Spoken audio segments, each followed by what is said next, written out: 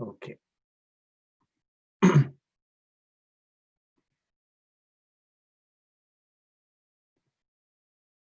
Okay, let's chant.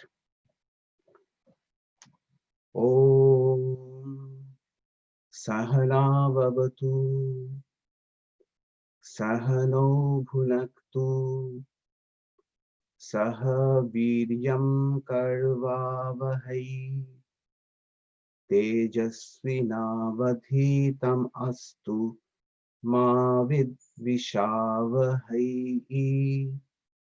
Om Shanti Shanti Shanti. Om. May the Supreme Spirit protect us.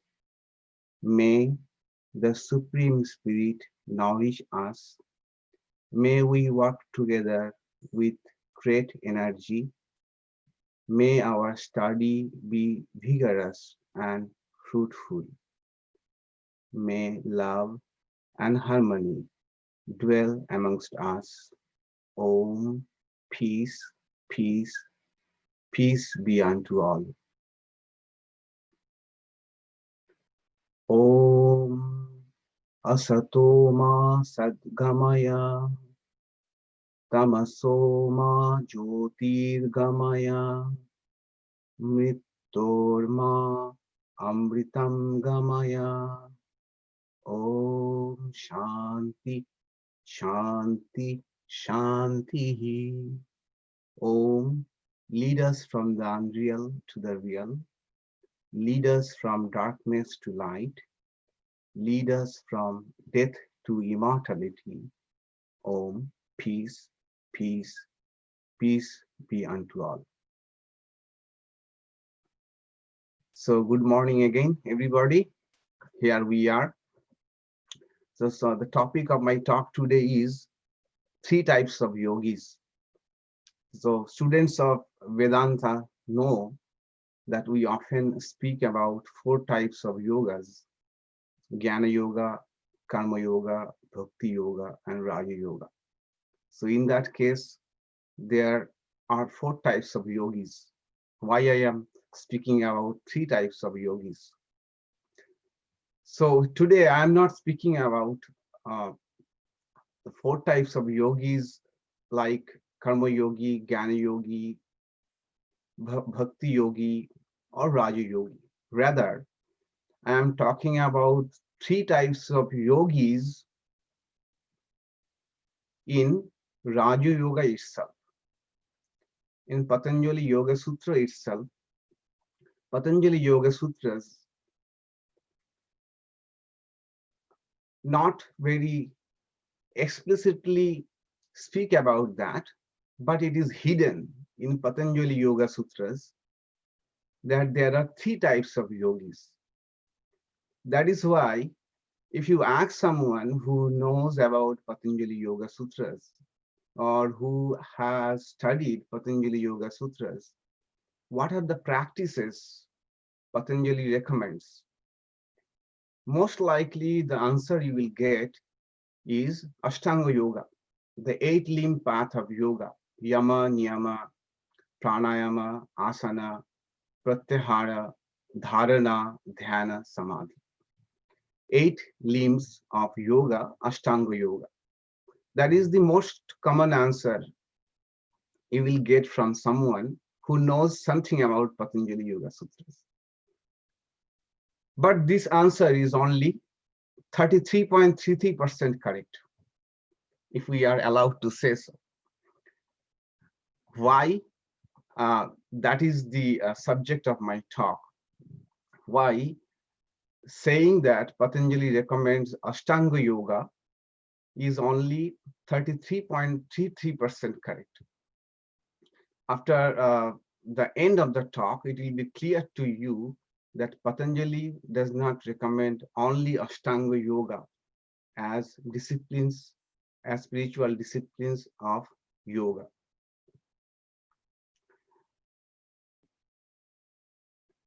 It is customary in Indian spiritual traditions to ask 4 fundamental questions before taking up the study of any spiritual text.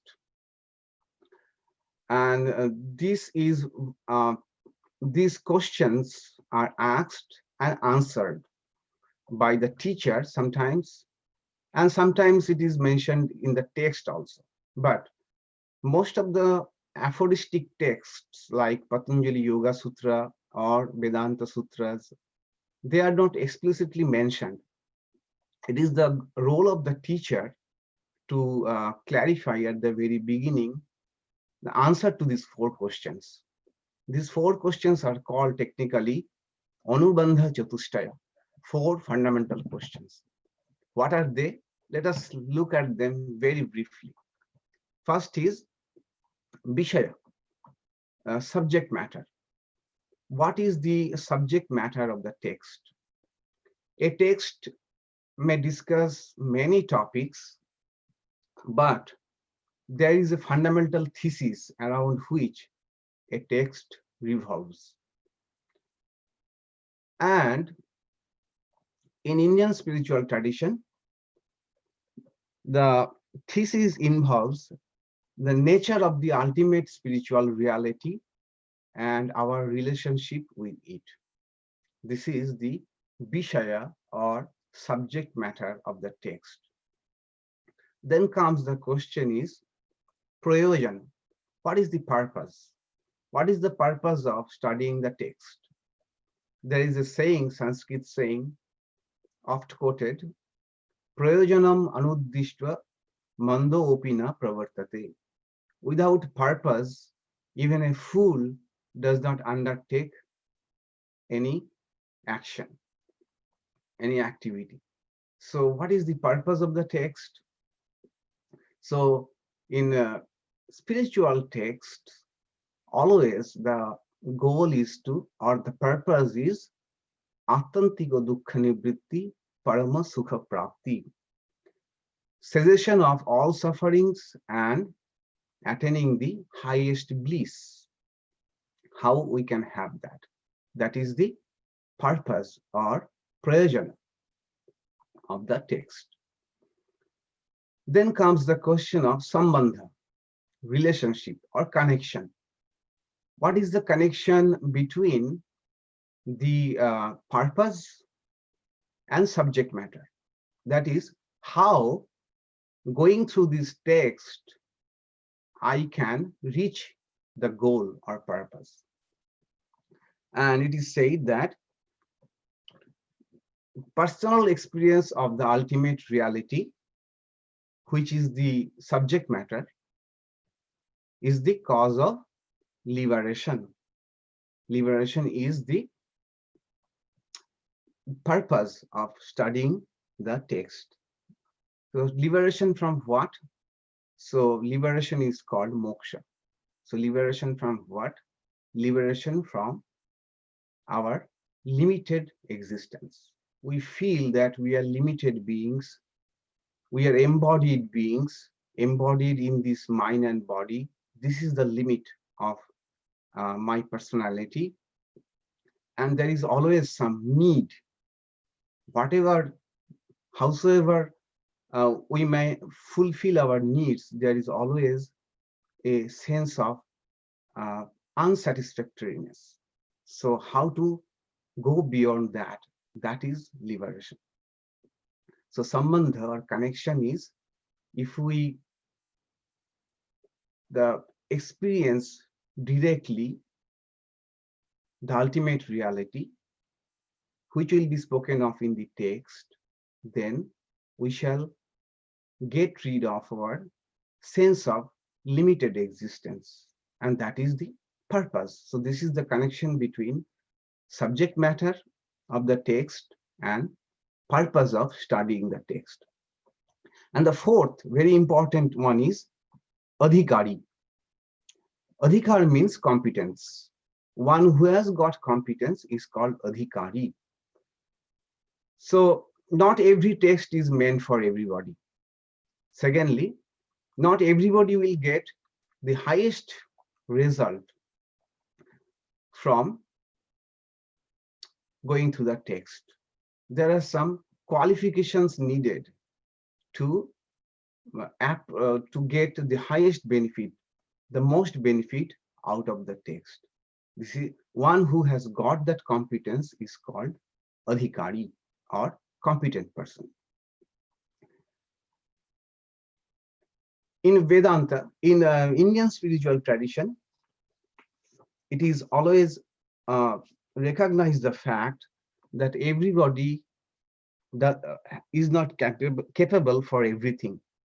There are degrees of competence among human beings. Just like all the computer engineers are of not same category. There are superior engineers, average, ordinary type of engineers. Like all the athletes are of not same category. There are superior advanced athletes, intermediate athletes, then beginner. So also spiritual traditions in India, they always recognize the fact that all of the spiritual aspirants don't belong to the same category. For example, Advaita Vedanta recognize three types of adhikaris, three types of aspirants. One is superior aspirant, Uttama adhikari.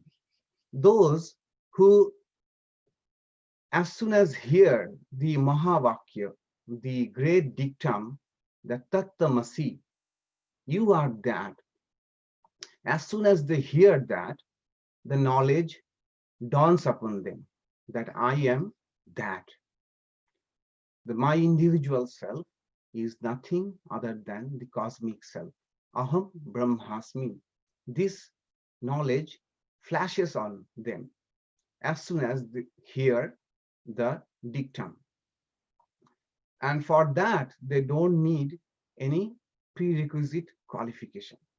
They are highest type of aspirants and they are very, very rare, very, very rare.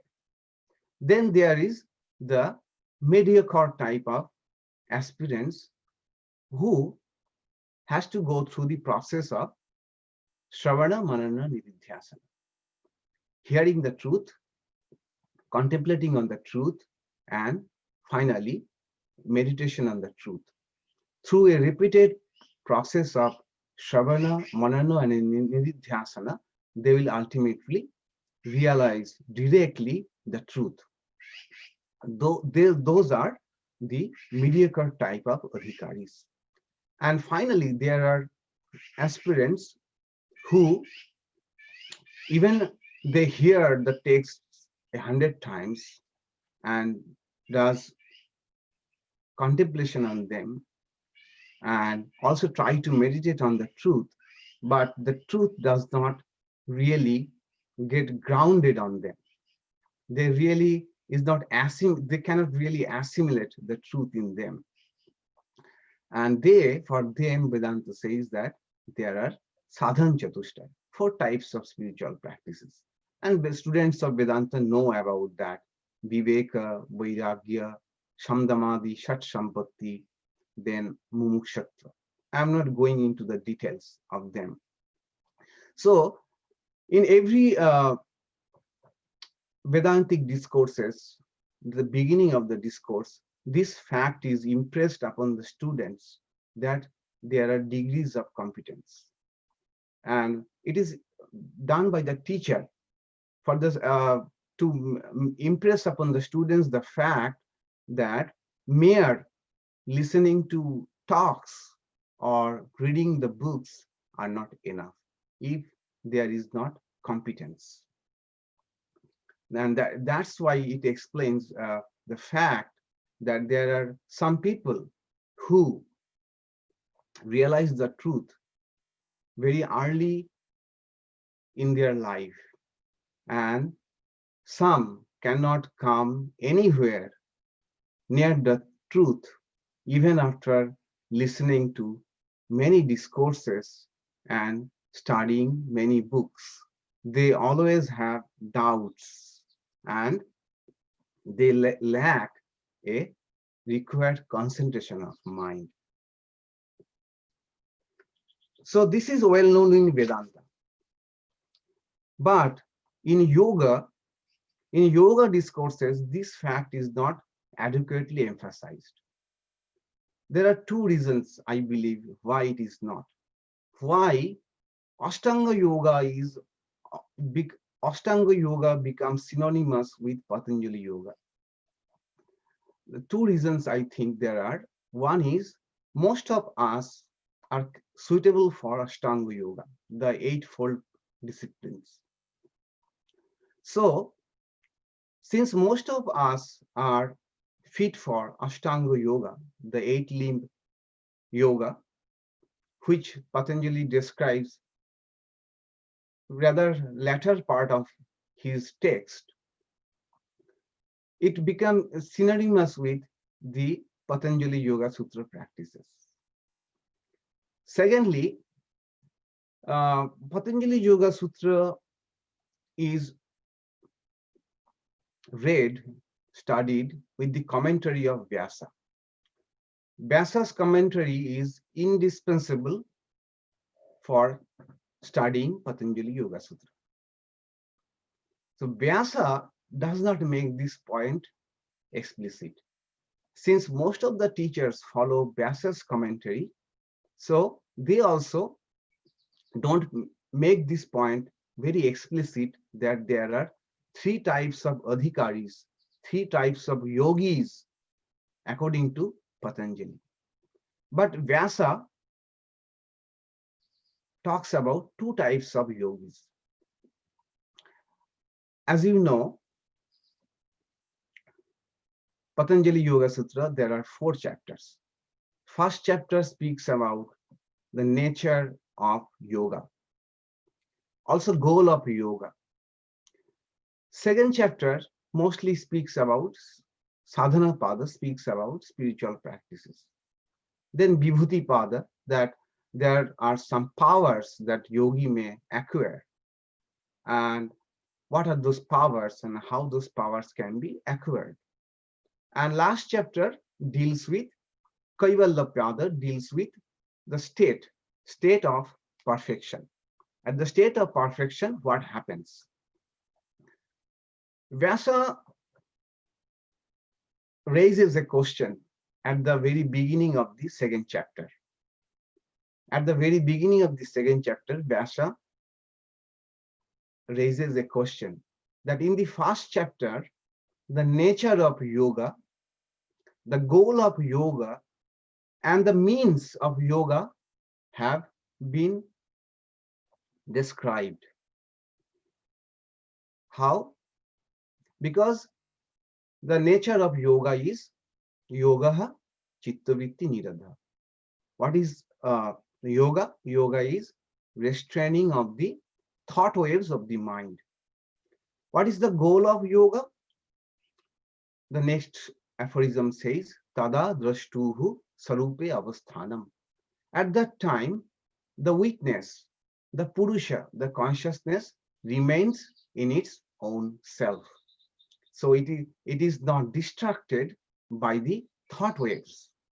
That is Kaivalya, or state of being alone. That is the goal of yoga. And the means has been told in aphorism number 12. Patanjali says that Abhyasa Vairagabhyam Tat Nirodha. Tat means that. What is that? This chitta vritti, the thought waves, need to be restrained with Abhyasa and Vairagya. What is Abhyasa and Vairagya? We are coming to that in a moment. But Patanjali, Vyasa asked this question. Since all of these three, that the goal, the type or the nature of yoga, and means of yoga have already been discussed in first chapter, why this second chapter? Then he answers that question, that in first chapter was meant for samahita chitta, those who have a one-pointed mind.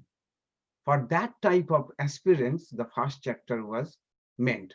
But so that those who have a distracted mind, they can also attain the goal of yoga, this second chapter is being started.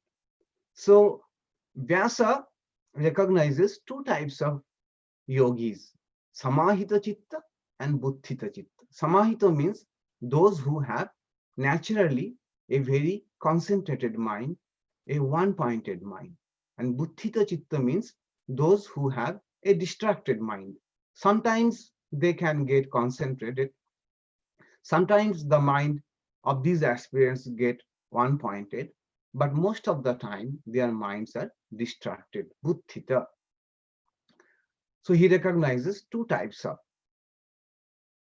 So according to Vyasa, this first chapter was for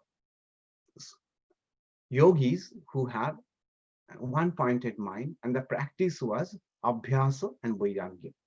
And the second chapter starts with three spiritual practices called kriya yoga, tapas, sadhaya, ishvara pranidhana, self-discipline, self-study, and self-surrender. Then why on 29th verse, sutra, 29th aphorism, Patanjali again suddenly brings Ashtanga yoga? If for the superior, the distracted mind, the practices for the one-pointed mind and practices for the distracted mind have already been discussed in first chapter and at the very beginning of second chapter, then in 29th aphorism, why Patanjali brings suddenly the Ashtanga yoga, eightfold yoga? Vyasa does not answer that. But another commentator, Vijnana Bhikshu, he illumines this point. And in fact, this is very important, very key to understanding the entire scheme of Patanjali Yoga Sutras. Patanjali Yoga Sutras is really, if we read it superficially, we think that we have understood that. But there are many hidden questions that remain unanswered. And Vijnana Bhikshu is one of the commentators who make this point very clear. He says that, in fact, there are three types of yogis, three types of aspirants, Uttama, Madhyama, and Adhama or Manda. So Uttama Adhikari is the superior yogis. For them, spiritual practice is Abhyasa and Vairagya. For mediocre ones, the practice is Kriya Yoga. And for the ordinary, the word is Manda, which can be translated as the inferior, but it means ordinary. For ordinary yogis, the practice is Ashtanga Yoga, the eightfold, the eight-limb path of yoga. So yoga also recognizes there are three types of yogis. And for three types of yogis, yoga prescribes three sets of disciplines. This is very key to understanding of Patanjali Yoga Sutras. And what are the practices? Let us see. Let me share with you the practices in screen. Okay, three types of practices. Uttama Adhikari are the superior aspirants. Patanjali speaks about these practices in aphorism number 12 in first chapter itself. Abhyasa vairagabhyam tat nirodhaha. Tat nirodha means chitta vritti nirodha. Chitta vritti nirodha is the nature of yoga. Yoga is restraining the fluctuations of mind. How to do that? By abhyasa and vairagya. What is abhyasa? Abhyasa, he says, tatro sthito yatna abhyasa. Abhyasa is nothing but the effort to keep the mind one-pointed. The effort to keep the mind one-pointed. And what is vairagya? Indifference to the objects of the world.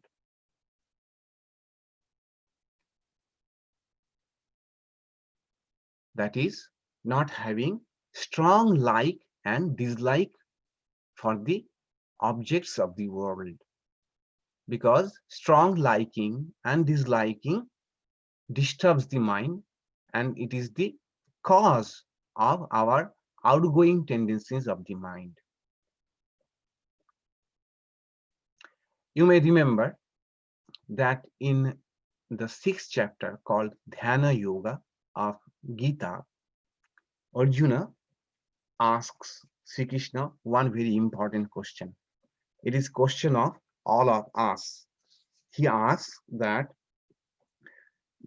this mind is very difficult to control, Sri Krishna. He asks this question, Chanchalam hi mana Krishna pramathi valabhadriram tasaham nigraham manne bayo rivadshudushkaram. He says that Krishna, this mind is chanchala. Chanchala is unsteady. Not only unsteady, pramathi, turbulent.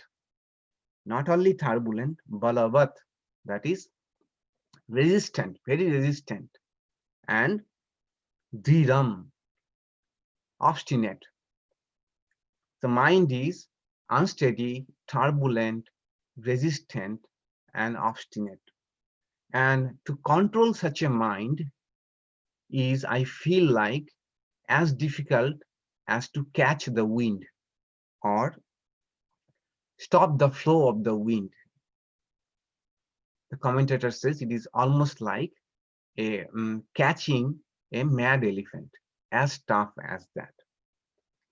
Then Sri Krishna answers that asam sayam mahabaho mano durnigraham chalam abhyasena tu kaunteya vairagyena cha grihate. He says, no doubt, Arjuna, no doubt that mind is really difficult to control. And remember, who is asking the question? Arjuna, who had such a who was such a great warrior, who is such a great archer. He could shoot the eye of a flying bird. He had such concentration of mind that he could shot the eye of a flying bird with his arrow. Such Arjuna is asking that difficult to control the mind. Sri Krishna says, yes, indeed, it is difficult to control. But abhyasa and vairagya. Through abhyas and vairagya, this has to be controlled slowly and steadily. Patanjali also says here that abhyasa vairagyabhyam tat nirodha. Vairagya is having indifference to the objects of the world. This is very important, really very important, that those of you who have tried to meditate, we all feel that it is a saying that goes in our monastic circle, that the quality of meditation is proportional, is linearly proportional to the amount of dispassion or vairagya you have. I cannot really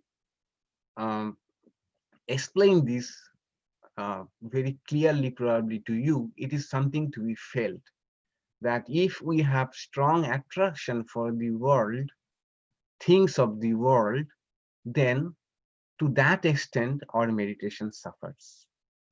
So the best meditation we can have when we are indifferent to the world, because vairagya is what checks the mind from flowing outward. In this commentary to this aphorism, Vyasa says something very beautiful. I read it long ago, but it is so beautiful, it has got imprinted in my mind. He says, Chittanama Nadi Ubhayoto bahini bahati papaya bahati punnaya cha. This river called mind flows both the direction. It flows outward to the external world and also flows inward. Inward means toward Purusha, consciousness, our soul. That is very beautiful observation. And he says that imagine a river is flowing and you want to control, you want to channel that river. So you have to make a dam at first to control, to check the flow and make another channel to let it flow towards your desired direction.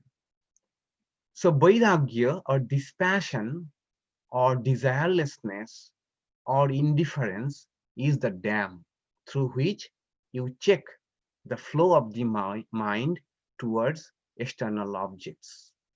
And abhyasa is the practice that is letting the mind flow to your desired direction.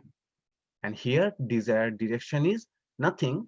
In yoga, desired direction is nothing but towards my inward, towards my own soul, towards my own consciousness. For a devotee, this is flow towards one's chosen deity, God. So, abhyasa and vairagya. These two are very should go hand in hand. One should check the outgoing tendency of the mind, and the other is needed to channel such a mind which has stopped going outward. Then through practice, that mind has to be kept steady or restrained or one pointed towards the desired object. Abhyasa and vairagya. It is important to note that um, even a mind which is one pointed, that does not remain one pointed for long. For that, effort, abhyasa is needed. Abhyasa is needed even to keep a mind one pointed for a long time, because the nature of the mind is even it may remain one pointed for some time, but again it may gets buddhita or extroverted. So practice is needed to keep the mind restrained. That is abhyasa and vairagya. And we should note this important point, which really is not spoken of. This abhyasa is nothing but dharana, dhyana, and samadhi. Dharana is concentration, dhyana is meditation, and samadhi is total absorption. We may think of dharana is when we are trying to fix the mind on a particular object, and that is this concentration is not perfect. It gets concentrated, then again gets distracted. The example is um, you are pouring water from one jar to another. The flow is not very continuous. Water flows in droplets, and there are gaps in between the droplets. That is dharana, concentration. But dhyana is when the flow is very steady, like pouring oil from one pot to another pot. This abhichinno, uninterrupted flow on the object we are trying to meditate upon. And samadhi is total absorption. When the sense that I am meditating, that sense is also lost. Then what remains is only the object and forget, total forgetfulness of the subject.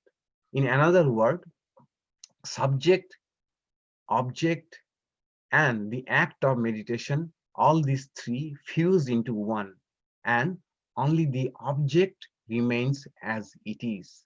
Even the awareness that I am meditating, that is also gone. That is samadhi. So we should remember this point. Abhyasa means dharana, dhyana, and samadhi, which will be discussed in Ashtanga Yoga, the eightfold path, the eight limb yoga of Patanjali. This is important. Abhyasa and Vairagya is very important. Please keep it in mind because we shall come back to it later on. So that was for Uttama Adhikari, superior aspirants. That is, those whose mind is naturally one pointed. That type of aspirant. For them, the practice is only Vairagya, so that the mind which is concentrated does not flow out again, and also the effort to keep the mind settled in the object it is meditating upon, for the highest type of aspirant, for superior aspirants.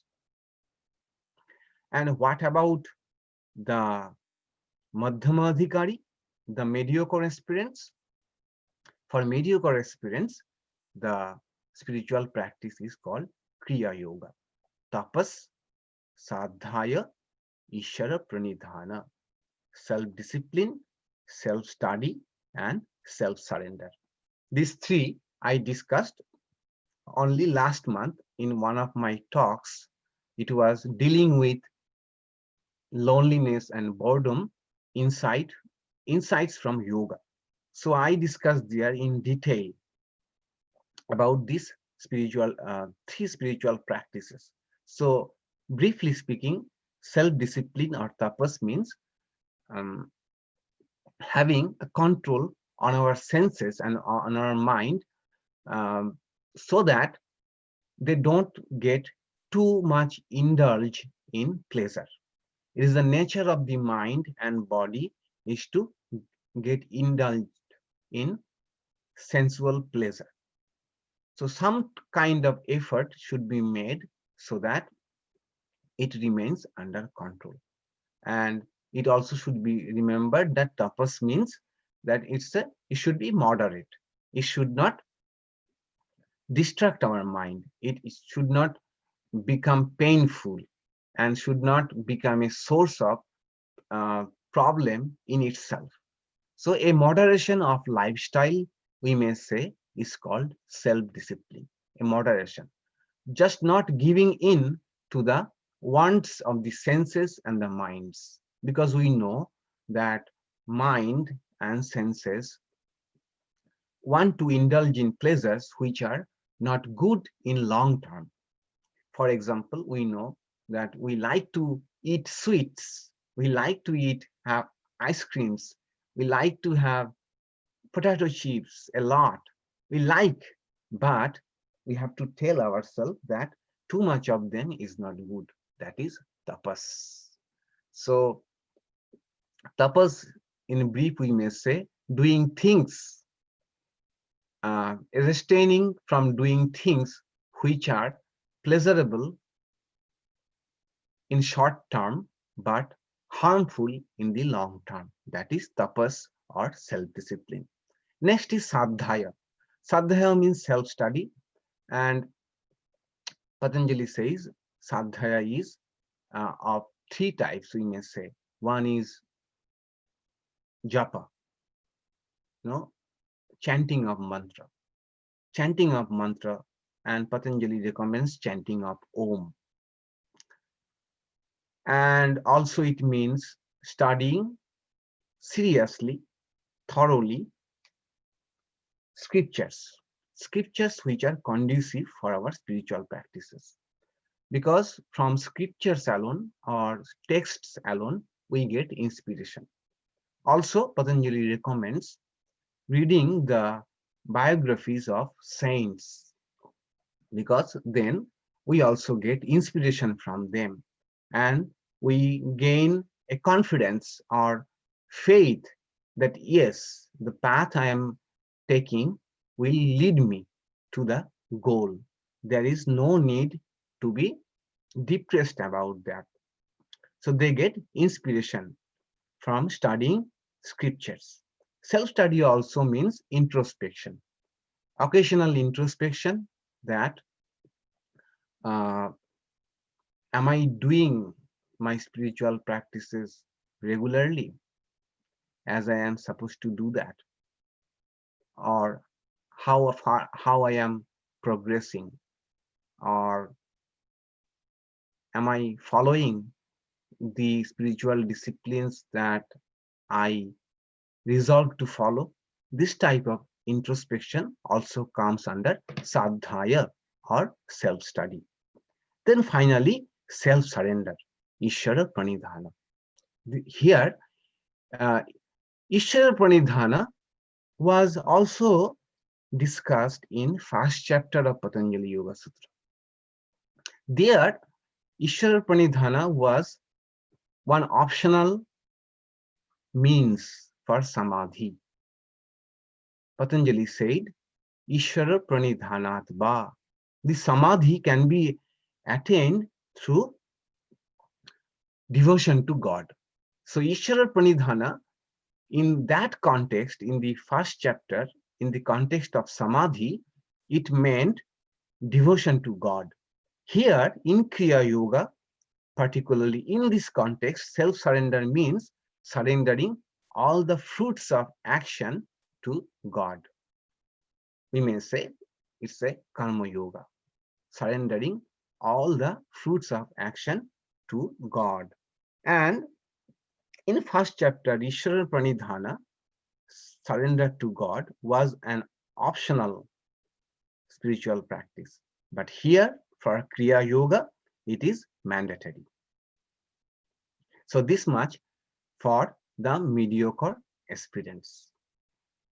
So what about the ordinary aspirants who are called Mandadhikari? And these are nothing but Ashtanga Yoga, which we are all so familiar with. And this became synonymous with yoga because most of us are ordinary aspirants. That is why this Ashtanga Yoga practice, as it were, became synonymous with Patanjali Yoga practices. So these Ashtanga Yoga are Yama, the don'ts. These are 5, like Ahimsa, not hurting others; Asteyo, not stealing from others; then Aparigraha, not hoarding things more than necessary; then Satya, speaking the truth; and then Brahmacharya is moderation in sexual life. Then observances or niyamas, the do's. Shaucha is cleanliness of both external cleanliness, the body and surroundings, and cleanliness of mind. Cleanliness of mind, purity of mind. And Patanjali says that can be cultivated by an attitude of friendliness towards others. Shaucha, then Santasa, to have a basic contentment with whatever we have got in our life, a sense of contentment, that is Santosha. Then what are the 3 rest of niyama? The rest of the 3 niyamas are nothing but tapas, sadhya, and Ishvara Pranidhana, which were termed as Kriya Yoga. Okay, that is also very interesting. Then asana, we know, posture, to how to sit steadily and comfortably for long term, for a long time, for a longer period. Then pranayama is breath control, controlling our in breath and out breath. And then pratyahara means disengagement of the senses, trying to withdrawing the mind from external objects. These are called the 5. These 5 are called the external practices of Ashtanga Yoga. And the rest three, dharana, dhyana, and samadhi, is nothing but abhyasa that we mentioned in for the practice of the superior yogis. These three can be termed as abhyasa. So we may say that for ordinary aspirant, these five are the spiritual practices apart from abhyasa and vairagya. And for kriya yogis, the mediocre aspirants, tapas, sadhaya, or ishvara pranidhana are preliminary steps for practice of abhyasa and vairagya. The point is, according to yoga, abhyasa and vairagya are must, but it depends upon, the quality of the mind. They say that sattvic mind, a very sattvic mind, can take up the practice of abhyasa and vairagya without going through any other spiritual discipline. And for a mediocre aspirant, one has to go through tapas, sadhaya, and ishvara pranidhana so that their mind become sufficiently eligible, sufficiently ready to take up the practice of abhyasa and vairagya. And for ordinary aspirants, they have to practice yama, niyama, asana, pranayama, and pratyahara. Then, so that they can take up the practice of abhyasa and vairagya. So, yoga, in to sum up, yoga recognizes that there are different categories of aspirants. Some of them can take up the practice of meditation along with the practice of dispassion or indifference to the objects of the world, and that is sufficient for them because they have a sufficient degree of competence. They have a sattvic mind. Abhyasa and vairagya are enough for them. But the middling yogis, or we may say the mediocre yogis, or we may say the intermediate yogis, need to practice Kriya Yoga so that they may reach a state when they can take up Abhyasa and Vairagya. And let us remember, Abhyasa means Dharana, Dhyana, and Samadhi, the core practices. And Vairagya is nothing but not let the mind be caught up in external objects. And for inferior yogis, or we may say for ordinary yogis, the beginners, they have to practice these five spiritual disciplines: yama, niyama, asana, pranayama, and pratyahara. Then they may take up abhyasa and vairagya. And with the help of abhyasa and vairagya, yoga invites us, welcome, as if invites us, all types of aspirants, that they become fit to take up abhyasa and vairagya and can restrain the mind completely and can reach the goal, which is kaivalya, aloneness. That is the goal of yoga. So now you got the answer, that I started the talk with a question that what are the spiritual practices for Patanjali Yoga Sutra, according to Patanjali Yoga Sutra. And I said that most likely you will get an answer that Ashtanga Yoga, the eight limb practice, is the practice recommended by Patanjali. And I said that that answer is only 33.33% correct. So the correct answer would be that, but according to Patanjali Yoga Sutras, there are three sets of practice for three types of aspirants. And that will be the correct answer.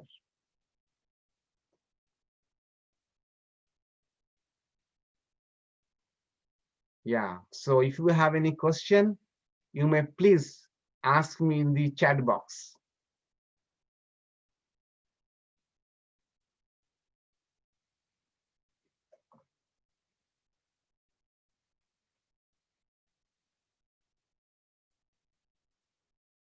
So I am taking question in chat box.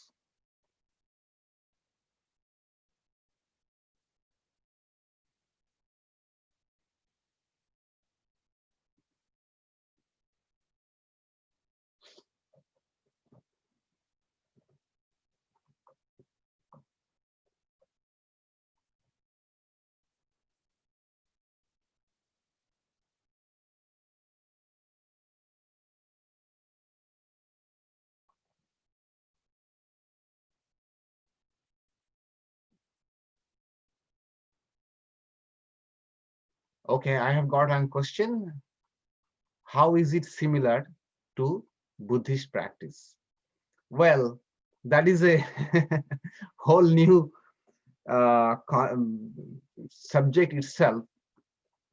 Well, mainly Buddhist practice consists of not getting involved the objects of the consciousness. Okay, as I say often, there are two things: consciousness and contents of consciousness. The Buddhist practice is mainly to be witness to the contents of consciousness. Whatever is happening in the mind, be just aware of them and don't get entangled with them, and try to rest yourself in pure consciousness. That is the, we may say, that is the gist of Buddhistic practice. And yoga too, ultimately, this is the goal of yoga, to be, to rest, to abide by in our true nature.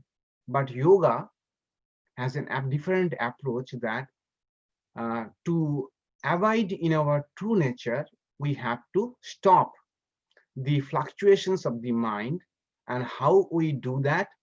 We at first narrow down our thought waves. We narrow down our thought waves first to a single object. That is the value of meditation, that you fix your mind on one particular object, and then you have only one thought wave, and ultimately you get rid of even that thought wave, so that there is no thought wave left, and you are alone. They say, it may be said with a simile, that Purusha is like a moon, okay, in the sky. Imagine a full moon night, and the reflection of the moon is on a lake, and the lake is a bit turbulent. So the moon, the reflection of the moon is also undulating and also fluctuating. The goal is to stop the waves in the lake, so that the moon can see its own reflection as it is. And then it can recognize, well, that is my reflection, and real moon is here. But to do that, one needs to stop the waves in the lake of mind. That is the fundamental difference between Buddhism and yoga practice. Okay, another question is from Anna. She asks me, when you said self-study, does it also mean observe and analyze your mind and emotions? Right, sure. That is part of introspection. That is also part of introspection, that how the nature of my mind is now, and how I am doing from in day-to-day level and day-to-day timeline. Yes, that is also called self-study or part of sadhya. Then hello, does one determine one's own level out of the three levels? Or is it better to request one spiritual advisor leader to determine it? Yes, if someone is taking up the practices seriously, surely one has to take the help of the advisor or leader. But if we uh, follow carefully and look at the practices carefully, there is no harm in doing the practices which is recommended for the um, ordinary ordinary aspirants. There is no harm practicing. There may not be need, but they will become automatic for a aspirant who has already advanced. They will become natural to them. Okay, Gopa, how can you get rid of the one thought wave? If you are trying something, it is also a thought wave. Yes, that is a very technical subject, how to get rid of even that one thought wave. So Patanjali says that the remains, last thought wave that remains in a yogi is yogi comes to know that there are two realities, Purusha and Prakriti, that I am consciousness and mind, body, everything is nature. This is called Viveka Khyati. Viveka means discrimination or discernment, Khyati means knowledge.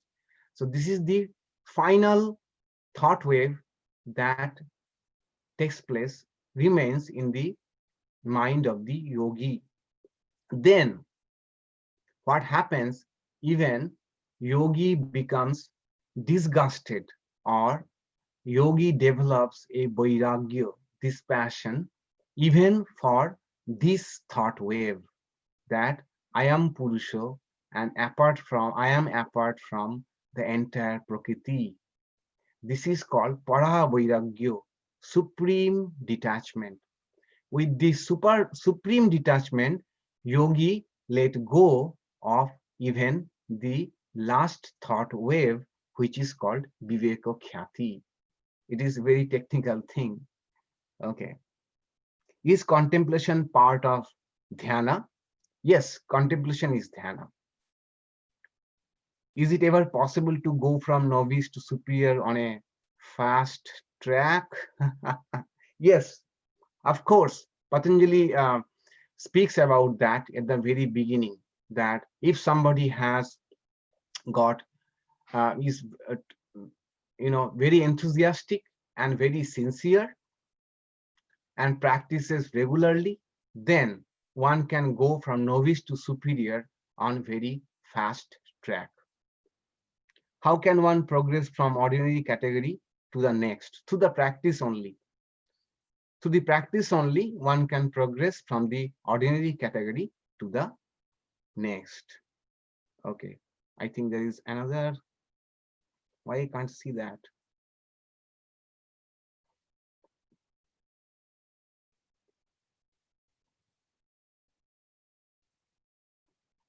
Okay, I think I have answered all the questions.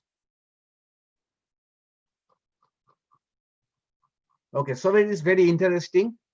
So this, why I like it, this idea. Let me share with you frankly why I thought of uh, discussing this on a Sunday talk. Because last week I was thinking what I should speak on. Then I got a surprising email from one of the monastic members who told me that they read one article. This is the article I wrote in one of our magazines called journals called Prabuddha Bharata. 3 types of yogis, and that monastic member read it and wrote me that this has helped to understand Patanjali Yoga Sutras uh, in a much better way than what they knew till then. So I thought, let us discuss this thing, because many of us are interested in Patanjali Yoga Sutra. But if we, the entire scheme of Patanjali Yoga Sutra can be understood better in this light, that Patanjali Yoga Sutra speaks three types of practices for three types of yogis. So with this, I thank you all, and let us conclude by chanting, and please join with me.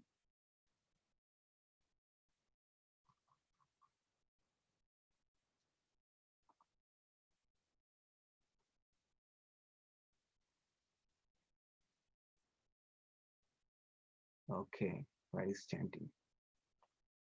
Hold on.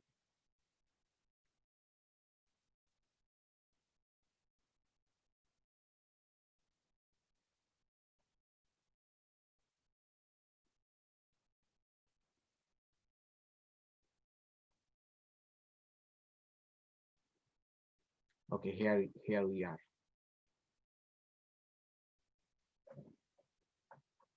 Okay, please join with me. Om Madhuvata Ritayate Madhuksharanti Sindhavaha Madhvi Irna Santoshadhihi Madhunaktam Utosasi Madhumat Parthivagam Rajaha Madhudvau Astuna Pita Madhuman no Vanaspatir Madhumagam Astu Suryaha Madhi Ir Gabo Bhavantunaha. Om Shanti Shanti Shanti. Sweet blow the winds, and the oceans give forth blessedness. May the herbs and plants bring us health and happiness. Sweet unto us be the nights and dawns. May every particle of Mother Earth be charged with blessing. May the heavens shower us with benediction. Sweet unto us be the noble forest trees. Sweet unto us be the shining sun. Sweet unto us be all living creation. Om, sweetness, harmony, peace. So next Sunday, we have all the classes going on. As you all know, on Wednesday at 7:30 p.m., Friday at 6 p.m., Saturday at 7:30, details of which are available in our website. And next Sunday, Swami Prapandanandaji Maharaj, he will give the Sunday talk, and the subject is more facts about meditation. The last Sunday he gave a talk, some simple facts about meditation. So it will be the sequel of that talk, more facts about meditation. So thank you all. See you soon.